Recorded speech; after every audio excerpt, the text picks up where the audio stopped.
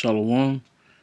I want to say first and foremost, all praises, glory, and fear, and honor to Yahawah Shem Yahawashi. Double honors to the apostles and elders of Great Millstone who rule well. Peace, love, and salutations to the brothers out there pushing this truth in sincerity and in truth and faithfully, the hopeful elect. I want to get into a real quick video.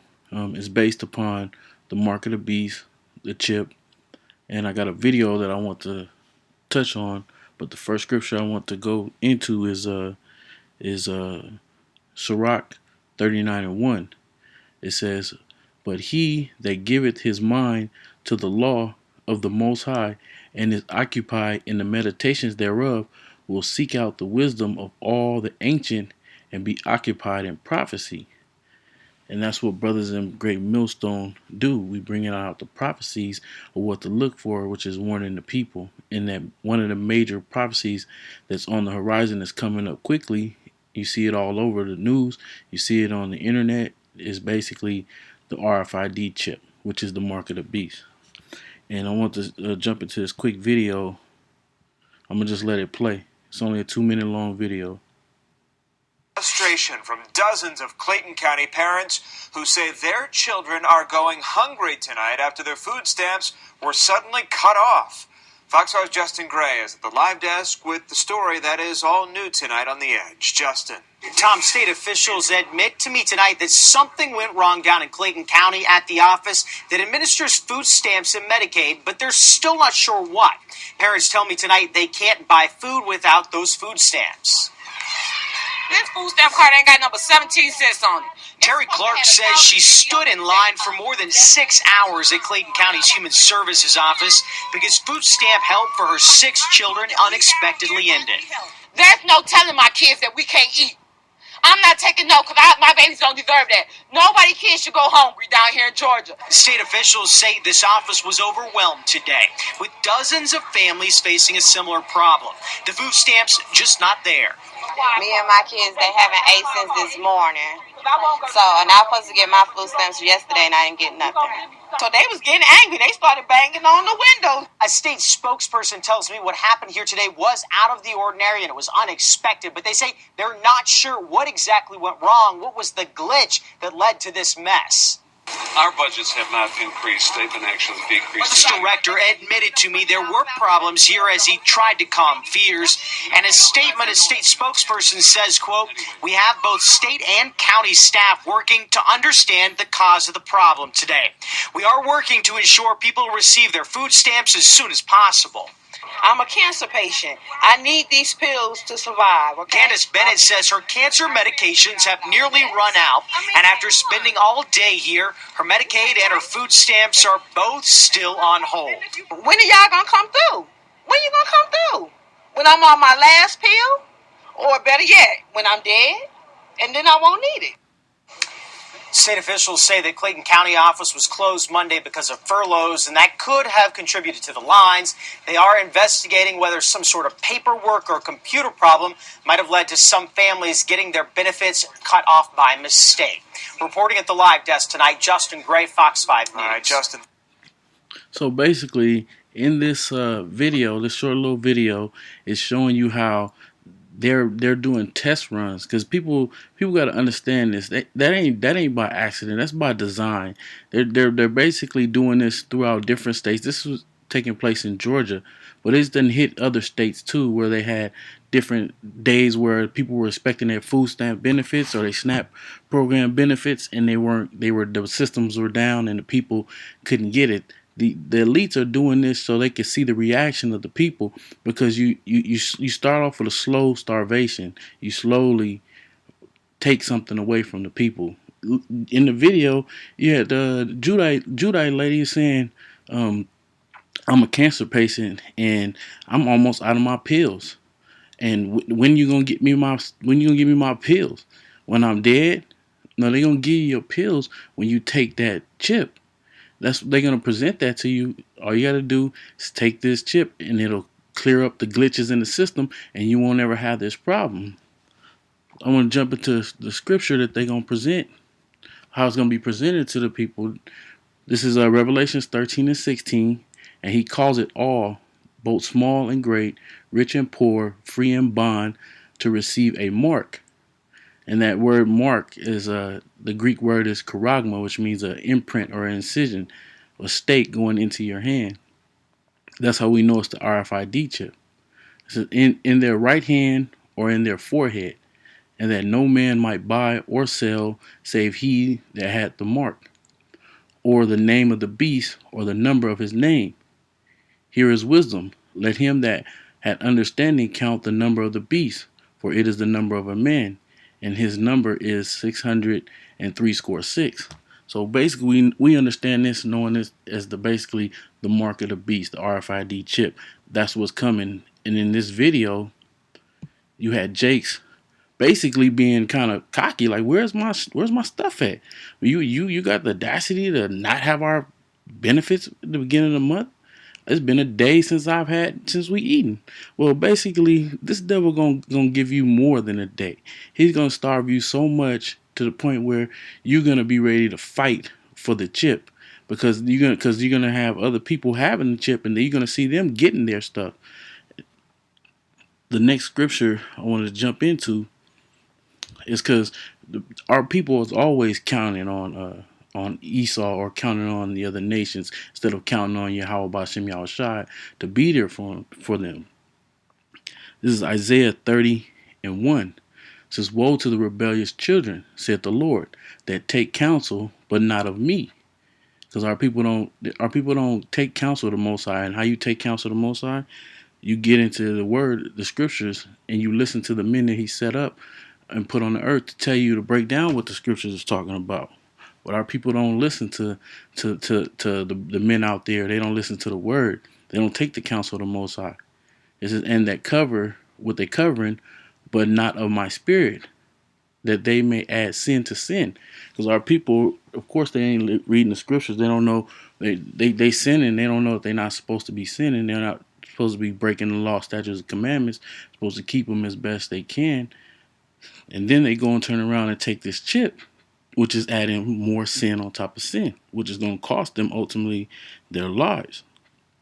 Verse 2, "That walk and go into Egypt, and have not asked at my mouth, to strengthen themselves in the strength of Pharaoh, and to trust the shadow of Egypt." Modern day Egypt is America, and the modern day Pharaoh is your elites, the international bankers, the Illuminati, the 13 bloodlines that rule the world.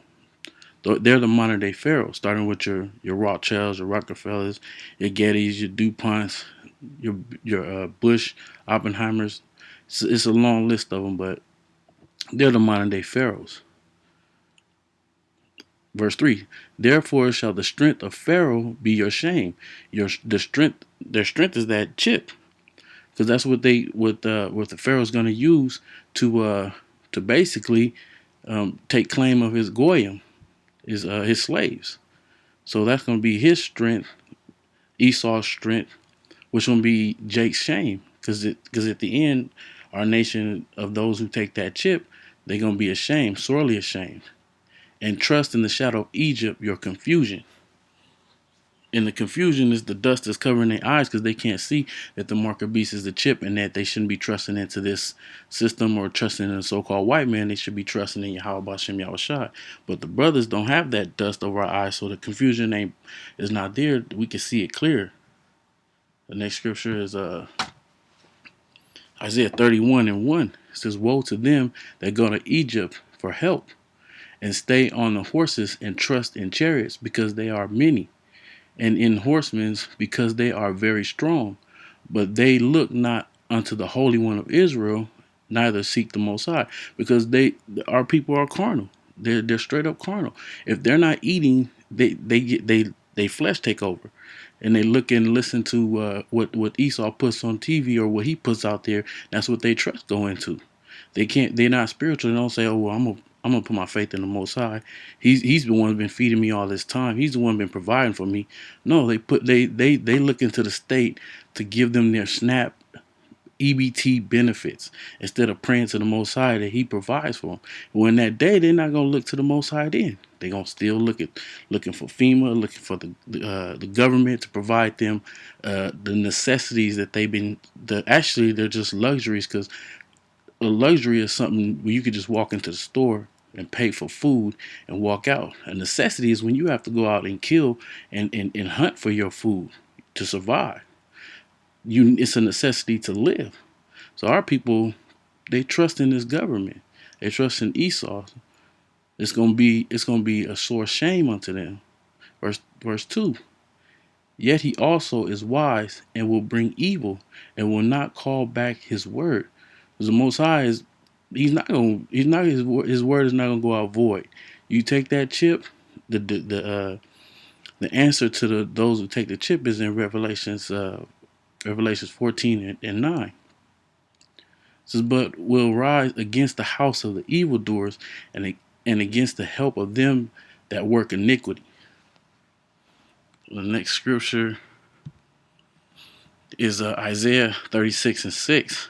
It says, lo, thou trusted in the staff of this broken reed on Egypt, whereon if a man lean, it will go into his hand and pierce it. What is that? That's the RFID chip. It's going to go into the people who trust into Egypt. It's going to go into their hand. It's going to pierce it. So is Pharaoh, king of Egypt, to all that trust in him. And this is exactly what 2/3 of our people, well, 2/3 of our people are going to receive condemnation. They might not all take the chip, but those who take the chip, or they still trust in the system, and they were basically okay with what was going on in these last days. They weren't standing up against the evildoers. They were just going along with it.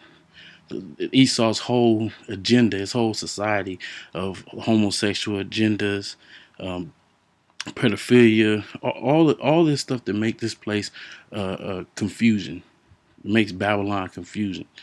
They didn't stand up against it. So 2/3 of our people didn't trust in the Most High, so they're gonna receive the sword swung by the Most High.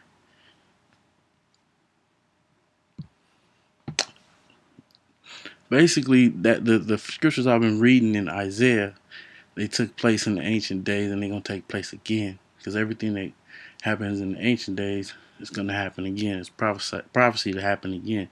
This is Ecclesiastes 1 and 9. This is the thing that has been. It is that which shall be, and that which is done is that which shall be done, and there is no new thing under the sun. So there's nothing new under the sun. In the ancient days, our people trusted in Egypt. We were in slavery in Egypt, but our people trusted in Egypt when we were delivered out of Egypt. Our people wanted to go back into Egypt. But as of before, the Most High destroyed Egypt and destroyed and killed the Pharaoh. So he's going to do the same thing in the modern day Egypt and the modern day Pharaoh, which he's going to shoot nuclear missiles on America, which will kill up the so-called white man, which is today's modern day pharaohs. Well, actually, those modern day pharaohs are going to be the first ones to taste the sword of slavery, or the cup of slavery. This is Ezekiel 21 and 9. It says, Son of man, prophesy and say, thus saith the Lord, say a sword is sharpened and also furbished. It is sharpened to make a sore slaughter. It is furbished that it may glitter. Should we then make mirth? Because that's what our people, that's what 2/3 of our people doing, man. They it's party time for them. You know, it's fun time. It's happy days. They don't foresee what's coming. So they living in, the house of mirth. It condemned the rod of my son as every tree. And I want to look up that word, furbish.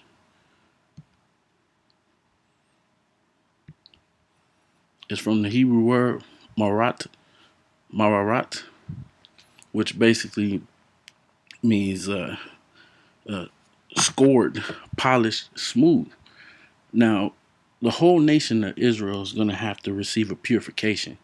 They're going to have to be pure, tried as gold and silver, and refined and purified. Now, 1/3 of the nation of Israel is receiving that purification, that purging now, the hell that we catch now. And we serve the Most High in spirit and in truth to the best of our ability. And hopefully, we're part of 1/3 and is elect to receive deliverance from the actual physical fire, which is the nuclear missiles. Now, 2/3 of our people, they're gonna have to go through that physical purification of those nukes. Those nukes come in that fire. Fire is a cleansing agent. It basically purges out impurities. And so 2/3 of our people is going to have to receive that purification. They have to catch that fire, and part of the fire first starts with the martial law and the race riots and concentration camps, famine, pestilence, and then ultimately the nuclear missiles. So let's go to the Chaldees Lexicon. It says a mighty destructive nation. Others take part in fierce active. And the first word is destruction. So basically, they're gonna have to receive that destruction to be scored, polished, and smooth in the kingdoms. When they come back in the kingdom, they'll be made whole and be purified as that gold and silver is.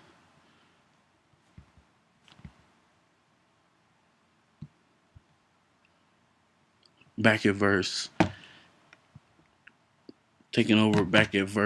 11, it says, and he said, and he had given it to be furbished, that it may be handled. This sword is sharpened, and it is furbished, to give it to the hand of the slayer. And the ultimate slayer is the Most High, and he uses Esau, which is his sword. When you read in Psalms 17 and 13, it tell you that the wicked Esau is the Most High sword. So how's this sword or his slayers going to come? By, of course, martial law, throwing our people into concentration camps, the famine, releasing pestilence on the people, different things that the CDC is cooking up as far as they're going to release on the people, pandemics and epidemics, they're going to release on the people. These are part of that furbished sword. And then ultimately the nuclear missiles. Verse 12, so cry, O how, son of man, for it shall be upon my people, it shall be upon all the princes of Israel. Terrors by reason of the sword shall be upon my people. Smite therefore upon thy thigh, because it is a trial. And what if the sword contemneth even the rod? It shall be no more, said the Lord. And the trial is basically now. Our people are on trial right now.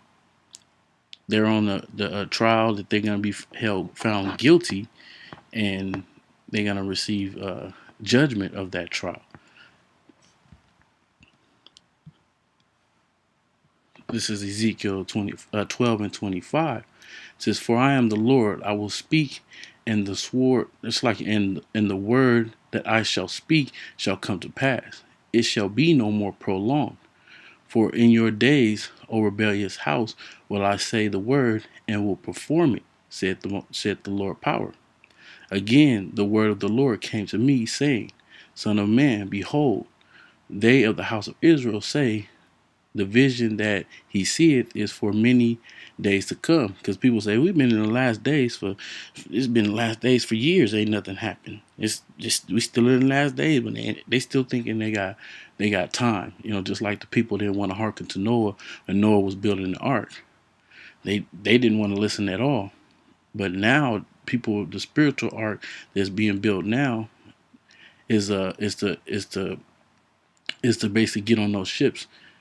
That's the ship, not the physical ark that Noah built, but the spiritual ship that's being built now is to get onto them chariots, man. It says, and he prophesied of the times that are far off. Therefore say unto them, thus saith the Lord power. There shall none of my words be prolonged any more, but the word which I spoken shall be done, saith the Lord. So just like Noah was saying before he got him in his household and all the animals that got on the ark, before the Most High closed up and sealed the ark, he was telling the people they didn't want to listen. So we're spiritual Noahs out there right now, mouthpieces of the Most High, telling the people, and they don't want to listen.